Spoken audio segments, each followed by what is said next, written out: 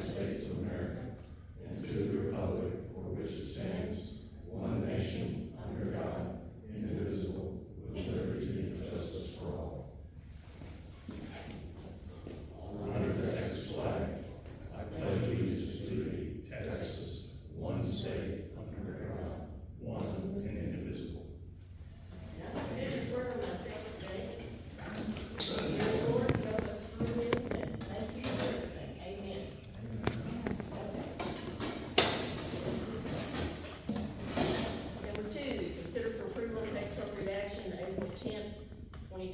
General session meeting minutes.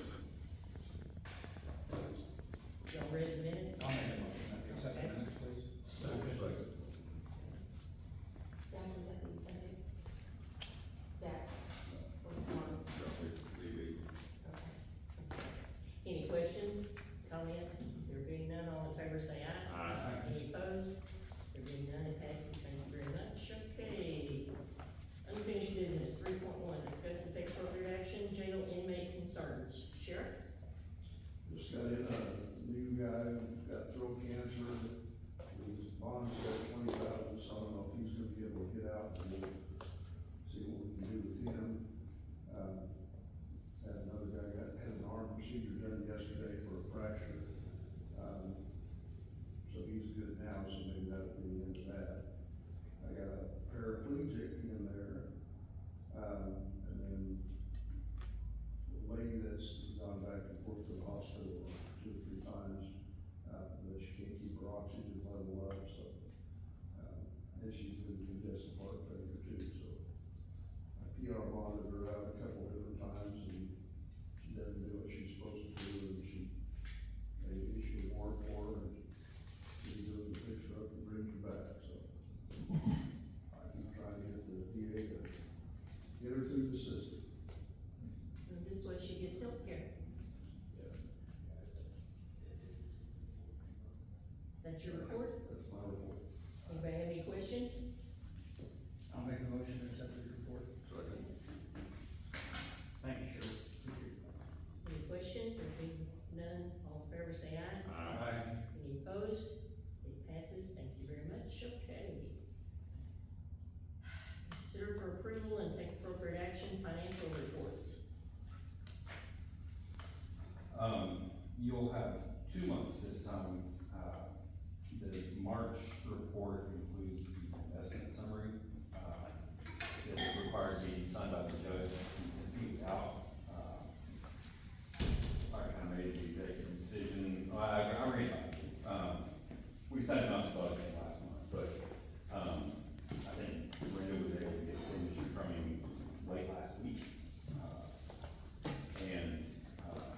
So we were able to move forward. We had the April numbers done as well, just couldn't issue them out of order. But, for March, you ended the month with about $22,000 in the general fund and $44,000 in the indigent fund. Cash in was $3,466, cash out was $22,000. April, the, general fund, has historically had more money than the indigent, but that's flipped around on us. So in April, at the end of it, we had $1,672 in the general fund and $33,476 in the indigent fund. There's still one bond left. However, I checked with the office this morning. We had to do some transfers this last week to cover the balances, and we are down to, a little below $200 in the general fund and below $2,000 in the indigent fund. So, we will absolutely have to cash in that bond before we run another, set of checks, which will be week after next, essentially. Do we need to do this next week? I would Get it recommend done doing so. ahead of time? Based on the discussions I've had with the judge and the bank, they can liquidate those pretty quickly, within just a few days, but, I mean, it's your call, but I would say there's no point in risking a timing issue over a few more days with the interest.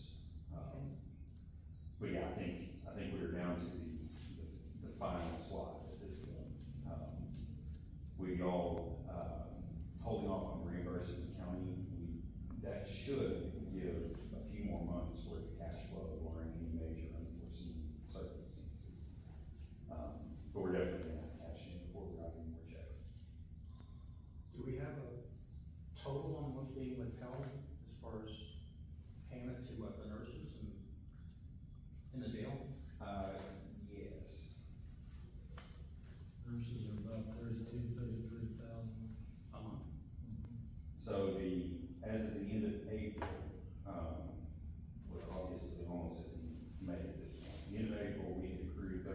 $30,679.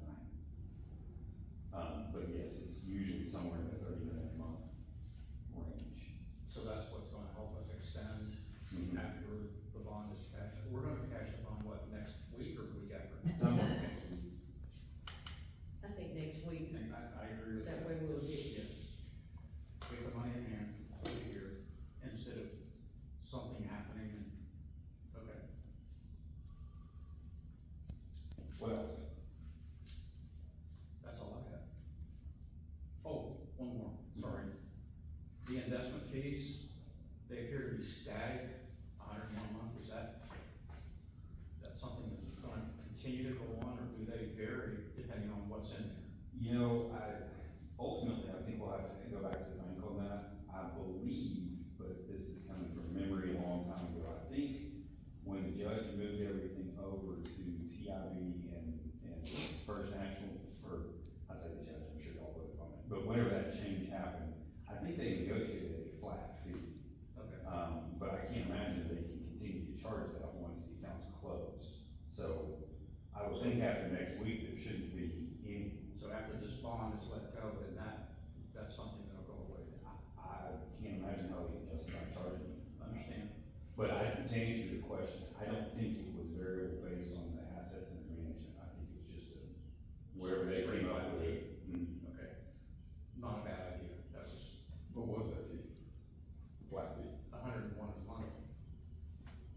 Remained static the whole year, and we budgeted 1200 something for the year, which was printed here, so. Okay. Thank you, appreciate that. any further questions? All in favor, say aye.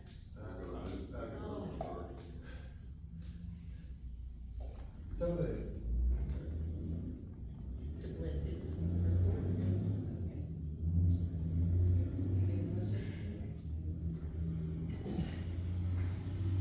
Yes, who was the second? Kevin, you should do it. Any further questions, except, does Christie still have a brain with her? No, I don't. All in favor, say aye. Any opposed? There being none, it passes. Thank you very much. Okay. To be able to sign the cash bond next week, to get the money out of, into the checking account, I need to You do need a that under motion. the, You need a need a motion. motion. Make a motion that we cash the bond early. Second. Any questions? Comments? The only comment is that when we do that, there's, what did you say the balance was, that bond was 100? So we still have $700 left in. Well, what I'm thinking is that if we're operating at $30,000+ a month on the nurse care and stuff, we only got 3 months, That's right. basically, of, Well, right now, y'all aren't paying the nurses. It's accrued. okay. So you've got a big payment building up, but I think that was planned to allow some time to get other stuff in place. Yes. Okay. The cash flow for what the other expenses are should allow you to go a few months more. All right. That's no. if I may, just, Yes, sir. the nurses are being paid through the county now, Yes. Yeah. so it's not like the nurses aren't getting paid, right? Right. It's I just just wanna They're make that getting clear. paid, it's just that we're not doing it, they are. The counties. It's Everybody that gets here. paid is getting paid. Yes. Any more questions or comments? Being none, all in favor say aye. Any opposed? There being none, which am I really does? Okay, sorry. All right. 4.2, consider for approval and take appropriate action, reports from County Judge Massengill. We don't have any report from him. So we'll go to 4.3, consider for approval and take appropriate action, indigent operations. Krista? Mr. Bowden? For the month of April, we started with 62 clients and turned 17. We received 27 applications with 20 approvals, 7 denials,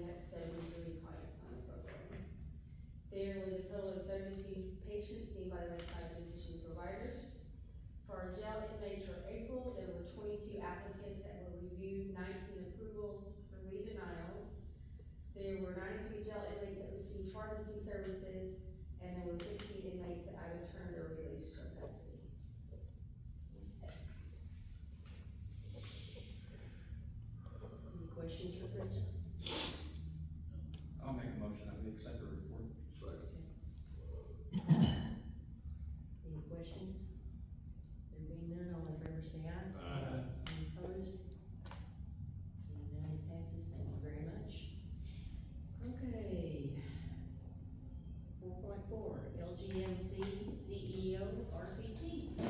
Good afternoon. I have three things today, just to bring to y'all's attention and just want to talk about. First one is, we have begun an ERCP program. If anybody doesn't know what that is, please look up what an ERCP is. In hiring a new gastroenterologist, one of our goals was to create interventional GI support for the county. ERCPs are basically where stones get stuck within the pancreatic bile duct or otherwise. It's a big deal, it's very painful. And so, to date, he started late March, with us and we've been able to start the program, and done 15 already. So it's a very real need. It can often turn into an emergent need. And so I want to share that with the group and just kind of awareness of a level of support that we're able to provide now, which is a great thing. So that's a service we hope to continue and really expand upon from a gastroenterology perspective. It affects all of us, every one of us. There's something going on in our gut in life. It's a fun way of saying it. Second thing I wanted to do today was to invite all the district board members, county commissioners, everybody, as well as Mr. Lowry. I know we've texted a little bit about it, on June 25th to visit the hospital. That would be from 10 a.m. to 2 p.m. I will have an invite sent. We'd like for you to come and hear a little bit about the level of care we provide, who we are today, and spend a minute, tour, and meet some of the staff and physicians that do the work that we do.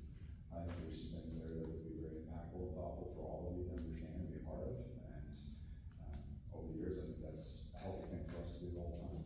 So that's my ask. I do recognize there's a county commissioner forum impact, and so if not everybody can be there, I understand. We can have a second run for anybody that needs to, but that was the goal as we texted about. So I hope that those folks can join us on that day.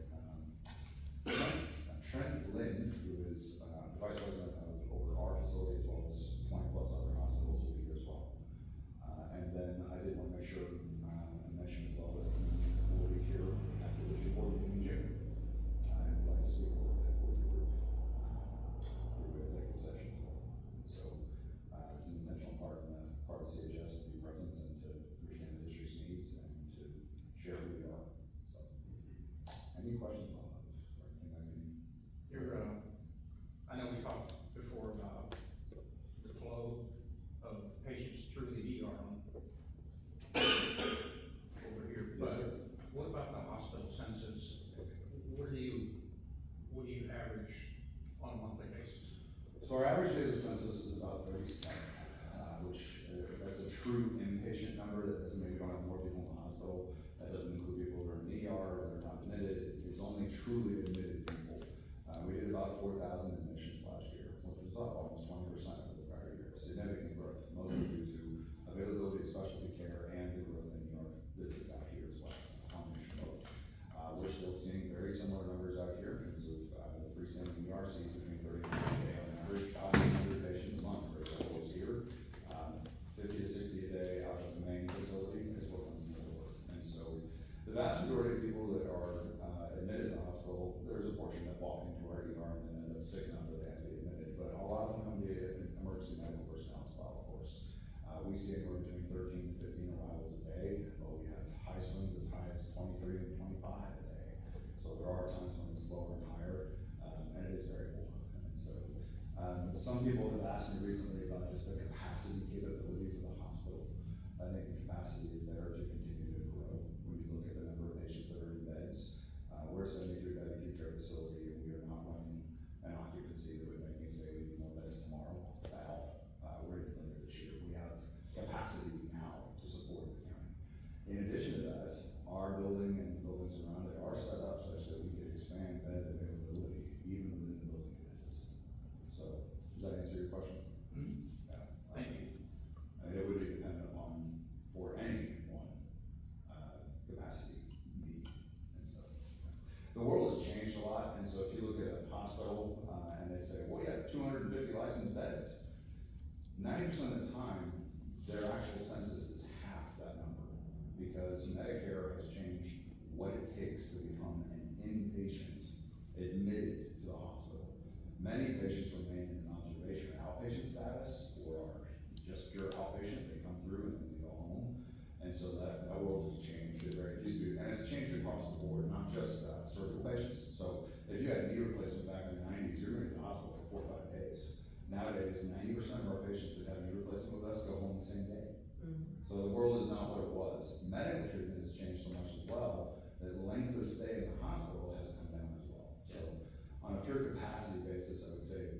entire nation has gotten more efficient, at both capacity management support and how we help patients to recover. That makes sense? That's a really good question. It's a national change. Medicare requires, as a part of just the conditions of participation of a hospital, you've got to have a utilization committee that actually looks at and reviews how long patients are there, how the care is received, how fast it occurs, or if there are barriers to helping patients to get home. They put that in place long ago because they were at the time, back when before there were DRGs, it mattered because how long you stayed in the hospital cost Medicare more money. Nowadays, Medicare basically says you come in with this diagnosis, the hospital gets paid X, we don't care how long you're there.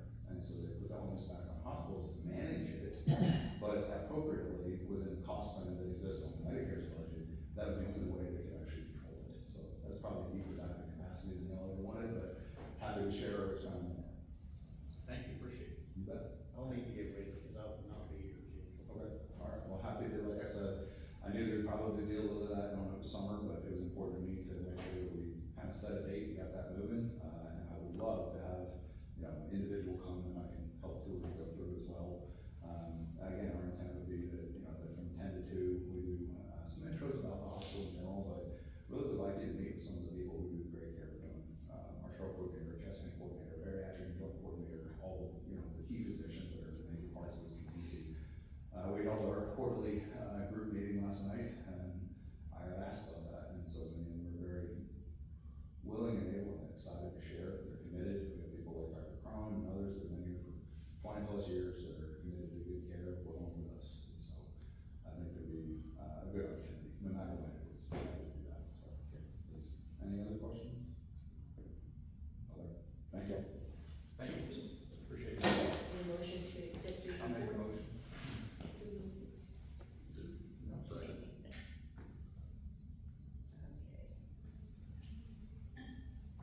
Any questions? There being none, all in favor say aye. Aye. Any opposed? There being none, it passes. Thank you very much. Okay. 4.5, discuss and take appropriate action, provider claims appeal. Okay. Krista?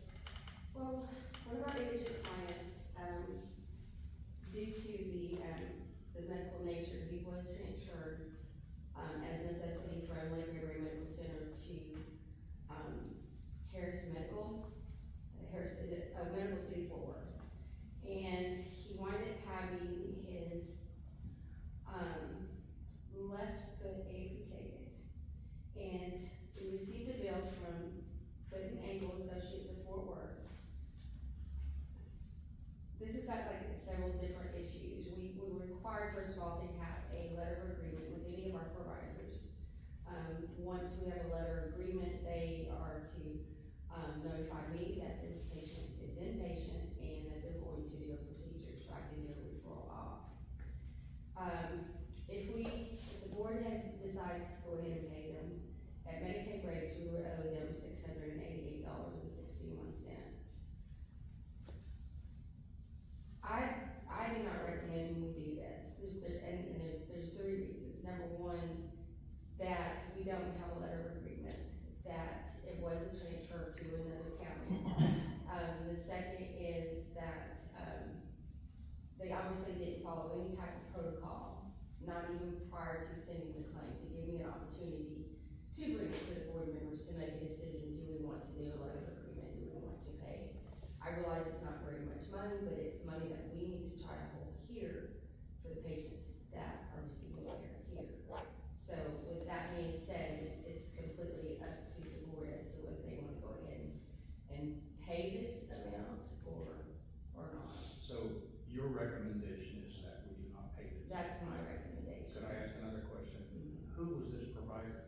This provider is Lone Star, not Lone Star, sorry, Foot and Ankle Associates at Fort Worth. And they went in and did the amputation and then did a couple of, hospital visits. And so, I just feel like, I understand there are times we have to transfer our clients out to another county. Our clients sign a 2-page agreement that states, this is not healthcare insurance, there will be times that they will receive a bill from a third-party provider. And at that point, they have the option to work it out with those providers or with the hospital they're transferred to. They can, apply for charity care there as But if we start this, it's gonna just continue, other providers are. They gonna have do to, the same thing. talk to you first. Yes. They have to apply for an okey-dokey. Yes, and And the they did caseworker, not. no, the caseworker knew that he was on indigent care out of this county, because they notified me regarding the hospital bill. And this was not, if they wait to talk to someone, he'll die. No. No, this is. I'm not a doctor, but based on the notes here, and unfortunately, I can't share the patient's name, Well, no. it's a HIPAA, but, there was nothing that says that, hey, we're going in to do this now.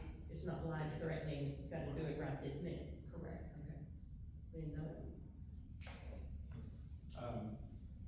Based on the recommendation we've been given by, is that I would make a motion that we not pay that bill, so that you don't pay it, Did you second it, Jack? do not pay it. Okay.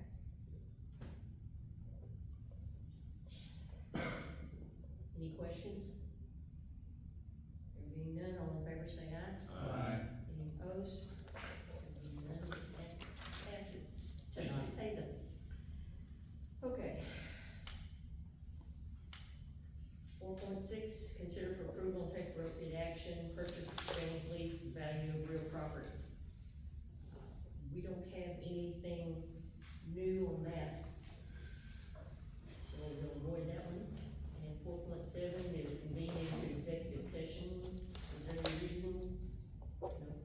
We have nothing new than the interest. Nothing new. Anybody need to speak? Okay. Need a motion to. I'll make a motion that we adjourn. I'm sorry, On I didn't see. on 4.5, Yes. no, on 4.6, you said nothing new. What was the last thing that was discussed? It was discussed. We were talking to the hospital owners about purchasing the hospital. I mean, not the hospital owners, but the people who run the hospital, because we own the hospital district does.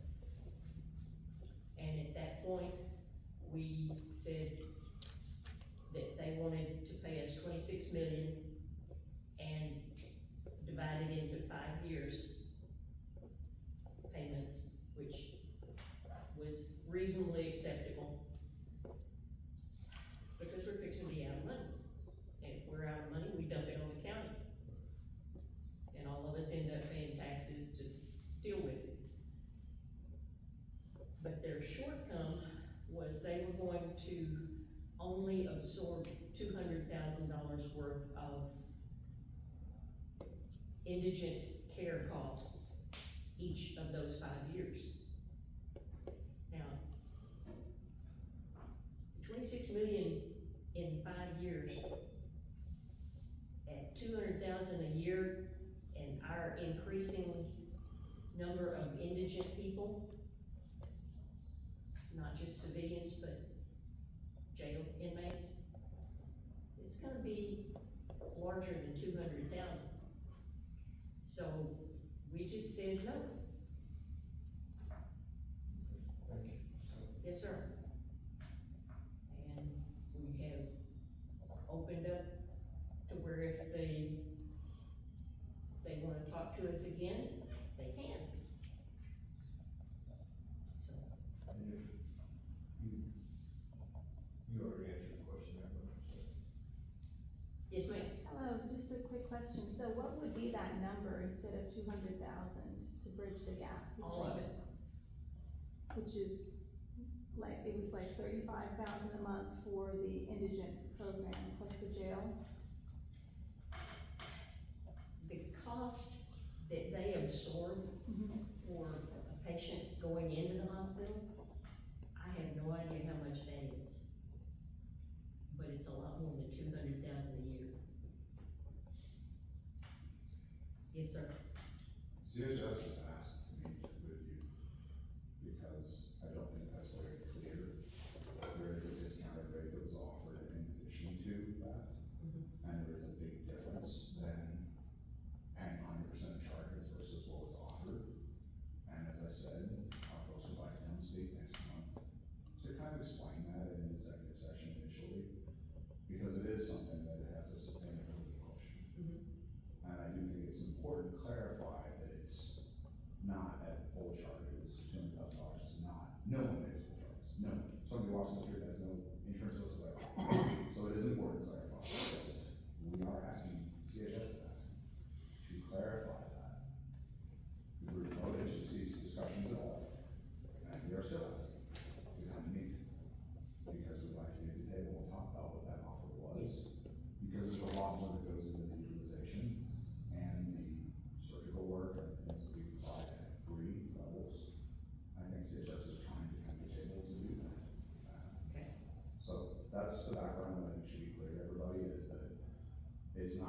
$200,000 in full charges, it's a very serious discounted rate that was offered. And that should be very clear to all members as well as the public when that's the right there. And I think it's important to hear and clarify, why would they have offered that if it wasn't going to be sustainable? We do these deals in a lot of places, and I do think there is methodology behind it. I was not involved in the creation of the offer, that's not my part. But CHS is asking to speak to y'all because there are some differences with what has been presented publicly. Well, we'll see what happens next month. Yes, sir. So if I understood you correctly, the agreement with the hospital is payments over 5 years, is that right? And That's part what, of that payment would go toward indigent care, up to $200,000 a year, is that right? No, It'd be over, we get a little over $5 million a year, and they would absorb 200,000, but that's two. $200,000 would come out of that line, okay? So at the end of 5 years, where would the indigent care be covered, through the county? With the money that we have for the sale of that hospital, For that and if it's 26? with interest and it would last several years, but eventually, yes, it would come back to the taxpayers. Think like we're at now. Yeah, What's the indigent care on average, annually now? Cost? I think that's the big, we don't have a number on that, do we? Because it's basically inside the lease, you guys may have a number there, but basically, anybody that goes into the hospital that's, treated at the hospital that's indigent care as part of the lease, Correct. they don't charge us anything. So we do not charge a thing for anything related to hospital-related care for patients that are on the indigent county program. That's what's required under this.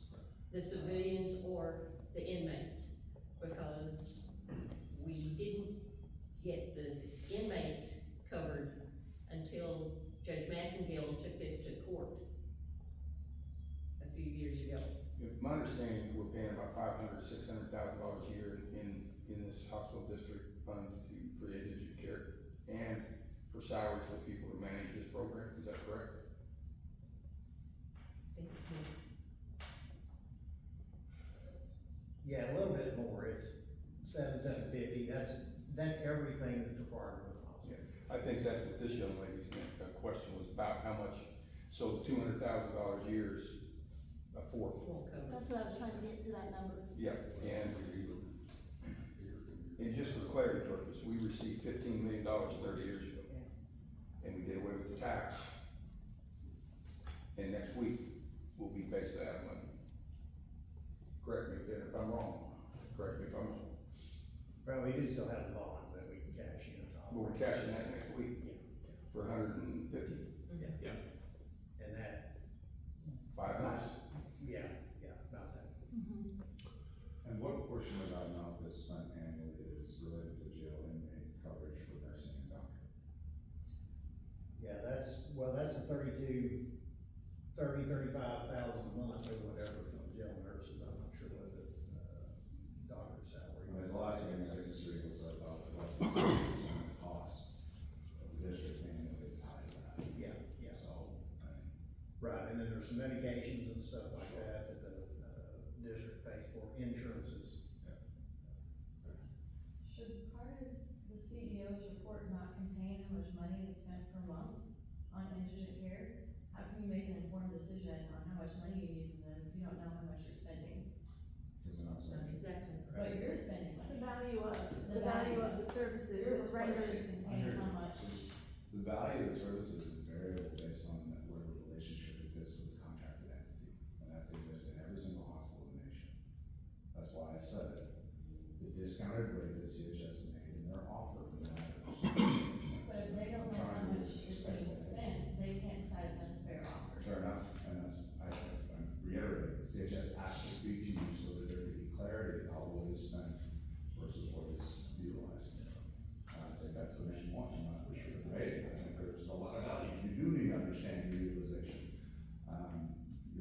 speak to controlling that utilization, which I hear you guys do, just like you did right now. And so there should be a organization. What is the county responsible for paying at all times, right?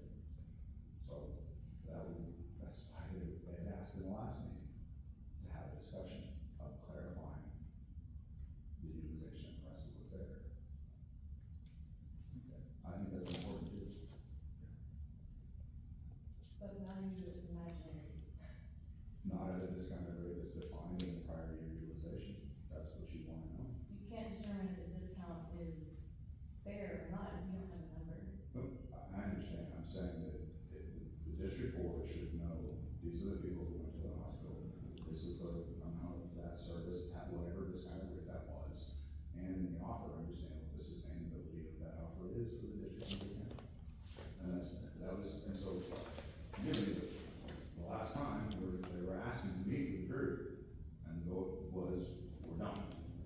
Okay, we're still asking, because I think there's a lot of need to understand what that is.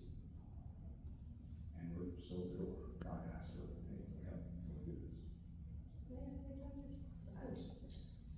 Now, like, for myself, you know, I have read reports, like every single thing that we pay out per month, and this is like the overall dash report, and it said that, you know, it says what we spent on jail RX, what we spent on outpatient hospital, and that's usually for a jail inmate anyways, but for physician services and so forth. Whenever we have like say one of our civilian clients go into the hospital and they have surgery, and this kind of comes from our question, is there not the ability to run a report to say, okay, we had this many indigent patients come through our hospital this month, just like I do with the claims that I come through. I said that's how I know how many patients were in the physician's office. But isn't there a way to run a report that says there were 5 indigent clients that came in here, we know that we can verify that they're indigent, and one had surgery, one had this, and this, and then I can even the same thing, work with you, make that report, and is that possible, or I is don't that? see why not. Quite honestly, I would think that would be something I would want to look at. Because that way, and all I would do is just set it up in our system that says, you know, inpatient services, how we're all, you know, worded, so that way when they look at the reports, because even though I give them the numbers, they have the actual physical report that says, this is, you know, this is what happened, and they would be able then to tell what was actually spent for the indigent patients or the inmate patient. We just need to ask him for this as well. Yeah. That's the bottom line, what I ended here is. I'm offering to try to do that, and I'm suggesting that ultimately, the only thing you're not gonna have is what the cost is, because a discounted rate would be applied to anything. And that's all we would wanna see anyways, is the discounted rate, we wouldn't need to see what, you know, because. Right, but that wasn't defined until an offer was made, and then no further discussion on it, which is why CHS said, hey, we'd like to kind of explain things, if that's okay. So yes, if I were in y'all's seat, I would wanna know how many patients ended up at the hospital with free care, free, that was not free, right, because it's part of the NH County program. So yeah, I think there's a very reasonable way. If that's feasible, then I'll, you know, get with whoever I need to at the hospital, you know, or can you email to me or whatever, and then, because I don't need names, you know, of the clients, you know, I'm gonna have their stuff anyways, and I just put it in as $1 amount, and then we at least have something to reflect on in the June meeting. I'm happy to- Suggest that you do have names so you can verify Well- that you're not being charged for people who aren't in your program. If they use the member ID, that's all we need, you know, on their ID cards, they have an ID number. They're gonna have to pull it up that way, so it's a good county You indigent. share with us if there's someone on the rolls, and that's what we do, to ensure that no bills go to you.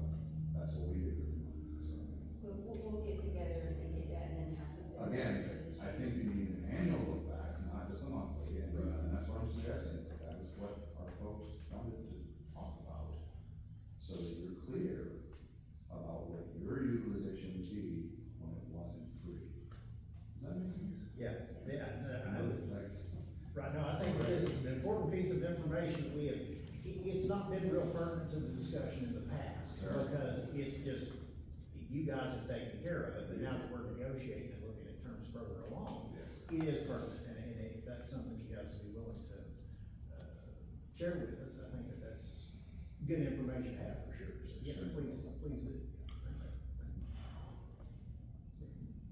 I was going to ask, could you do that retroactively to however many months? He just said annually, so maybe you go back Whatever he wants to do, I'll work And look, with. this is why, my vice president's going out to try to talk to you all this. I think this might be valuable for a conversation. Sure. On how we can partner for that in utilization, because it would impact everybody. And we don't have to have anything in here right now, just, cause you're gonna have to be dealing with that right now. Cause right now, you already did the agreement, I guess, so. I didn't know this offer, I wasn't directly connected to it, I'm aware it was there. And I'm asking next month that y'all have to sit down with them so that you can understand, ask your questions, get whatever information you want so you can make an informed decision. That's what I think would help. I don't think that's unreasonable. I mean, if they wanna come back to us with another offer and look at a different way to skin the cat, I'm certainly willing to sit down and listen. I would love to see that.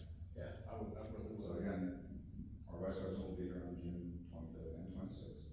He'll attend this district meeting, they asked, I already talked to Christie and asked, they requested an executive session to sit down and kind of go all in any questions you have. I don't think that's an unreasonable part of the discussion at all, in fact, it's part of the discussion, so.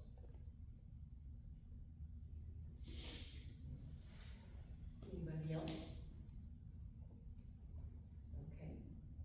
And as far as I can tell, our next meeting will be the fourth Friday in June. It'll be at Annex 1 at noon. Do we have a motion to retire? I'm sorry, one last question, I'd like to have an idea, who all can attend on the 25th at the hospital, and you said you'd be able to make it still? Looks like, so by now, June 25th. Yes, sir. All the way back. Attended too. Mr. Stanford, yeah, Monty, okay. I know you said you could, Jack, are you still free? Okay, well, we're welcome all, are looking at, we will send out an invite, and I'll put it on calendars, so we can do that. If you're not able to make it, understand, just put it together. Okay. Happy to do that separately, please, and then we're sending the exact same thing, Ron, I'm asking Laura, just said you would do that. And so, then Mr. Eagle, I'm come to you separately, I'd love to do that too, so. Okay. I'd like to extend that offer, make sure it helps prep us for 6, so, thank you. Okay, a motion to stop this meeting. Jack, in a second. Second. Okay, Monty? Okay, any questions? There being none, all in favor of this thing is at end, say aye.